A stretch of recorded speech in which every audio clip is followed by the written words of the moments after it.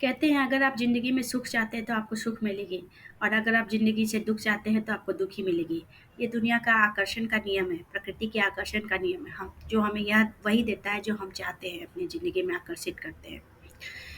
Hello दोस्तों, मैं दीपिका कुमारी। आज मैं आप सबों के बीच एक बहुत ही अच्छी-सी मोटिवेशनल स्टोरी लेके आई हूँ जो आपकी ज़िंदगी को एक नेक्स्ट लेवल पर प्रोग्रेस के ले जाने में आपको बहुत ही मदद करने वाली है। चलिए कहानी को शुरू करते हैं। यह कहानी है एक राजा की, एक ऐसे राजा की जो कि निसंतान था, जिसे पुत्र नहीं था, जो दिन-रात यही चिंता में लगा रहता था कि मेरा उत्तराधिकारी कौन होगा? मेरे बाद मेरे राजगद्दी को कौन सँभालेगा? इस राज को कौन चलाएगा अच्छे से? वो पुत्र की इच्छा की कामना के लिए सब कुछ सारा प्रक्रिया, सारा विधि सब कुछ ट्राई कर चुका था। सब कुछ सारे जितने भी पंडित, पुरोहित ने जो भी बोला था, सब पूजा विधि पद्धति अपना चुका था, लेकिन अभी तक उसे कोई भी पुत्र प्राप्ति नहीं हुई थी। वह बहुत ही उदास और निराश होकर एक बैठा हुआ था। तभी एक दिन एक पुरोहित ने उसे कहा कि भ राजन, आप चिंता मत कीजिए, अगर आप किसी बच्चे की बलि चढ़ाएँगे, तो आपको ज़रूर पुत्र की प्राप्ति हो जाएगी। यह सुनकर राजा ने सोचा चलो सब कुछ तो ट्राई कर ही चुका हूँ, यही पद्धति भी एक बार अपना के देख लेता हूँ। तो राज्य में पूरी चारों तरफ सेना को फैला के यह घोषणा करवा दी गई कि जो भी परिवार अपने घर के एक बच्चे को देने के लिए बलि के लिए राजा को राजी हो जाएगा, उसके घर को पैसे दिया जाएगा और उस बच्चे को लेकर राजा उसकी बलि चढ़ाएंगे ताकि राजा को पुत्र की प्राप्ति हो सके। तो एक परिवार था जो कि बहुत ही गरीब था, उसके बहुत सारे बच्चे थे। वो परिवार वालों ने सोचा कि मेरे तो इतने सारे बच्चे हैं, मैं गरीब भी हूँ और उसका जो छोटा बच्चा था वो कोई काम नहीं करता था, दिन भर भगवान की भक्ति, उपासना, आराधना में लगा रहता था। उसने ये सोचा कि चलो यही छोटे वाले बच्चे को दे देता हूँ, ऐसे भी ये मेरे किसी काम का तो आता नहीं, कोई काम करता नहीं है, दिन भर भगवान की पूजा में बैठा ही रहता है। इसी को दे देता हूँ, थोड़े पैसे हमें मिल जाएगी, मदद मिल जाएगी। तो उस परिवार ने अपने उस छोटे बच्चे को राजा को सौंप दिया और उसके बदले राजा ने उसे पैसे दे दिए। अब वो बच्चा राजा के पास लाया गया, पूजा बलि देने की सारी विधि को पूरी कर ली गई। मंत्री ने सारे अरेंजमेंट, सारा योजना बना लिया, सारा प्रक्रिया तैयार कर लिया था। पंडित जी भी बैठ गए थे आकर, बस उसकी बलि देने का टाइम आ ही गया था। अब राजा आए। राजा ने बलि देने से पहले एक बार बच्चे से पूछ लिया कि तुम्हारी कोई आखिरी इच्छा है तो बता दो। बच्चे ने कहा जी महाराज, मेरी आखिरी इच्छा है कि आप मुझे रेत कहीं से ला के दे दें। तो पहले तो राजा को अजीब सा लगा, उसने सोचा कि ये क्या है, इसे रेट क्या करना है। फिर भी उसने कहा कि आखिरी इच्छा है तो चलो पूरी कर देता हूँ, ला के दे दिया रेत।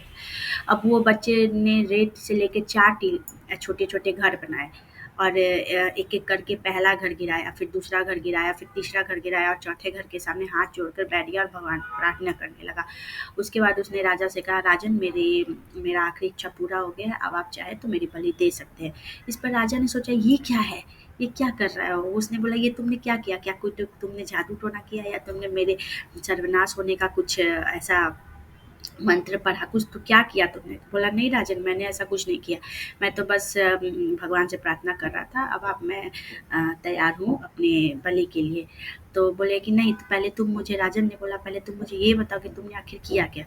तो इस पर वो बच्चे ने कहा कि अच्छा राजन सुनिए, पहले मैंने एक घर बनाया जिसमें मैंने अपने माता पिता को रखा और जब मैंने देखा कि उन्होंने मुझे पैसे के लिए बेच दिया आपको, तो मैंने उनका घर भी गिरा दिया।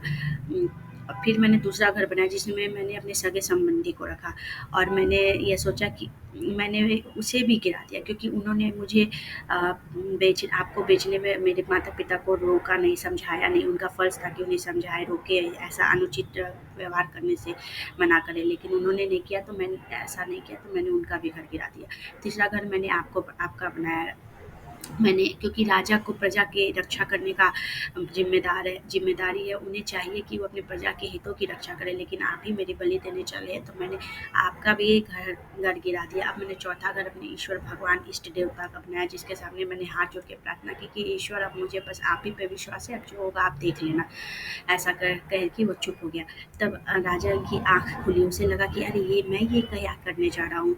क्या मैं एक बच्चे की उम्मीद के लिए एक दूसरे बच्चे को की बलि चढ़ाने जा रहा हूँ। इसकी बलि चढ़ाने के बाद भी ऐसा कौन-सा गारंटी है कि मुझे संतान हो ही जाएगी, और क्यों ना मैं इसी बच्चे को गोद ले लूँ, इसी को अपना उत्तराधिकारी घोषित कर दूँ, तो मेरी सारी समस्याएँ ही वो ख़त्म हो जाएगी, मेरा सारा समस्या ही हल हो जाएगा। तो उसने ऐसा ही किया, उस बच्चे को ही वो अपना संतान ले बना लिया और उसे उत्तराधिकारी घोषित कर दिया। इसी तरह हमें इस कहानी से यही लर्निंग लेनी चाहिए कि हमें भी अपने लाइफ में भगवान पे पूरी तरह से बिलीव करना चाहिए, संपूर्ण विश्वास करना चाहिए और वो हमारी रक्षा ज़रूर करने आते हैं। Thank you so much.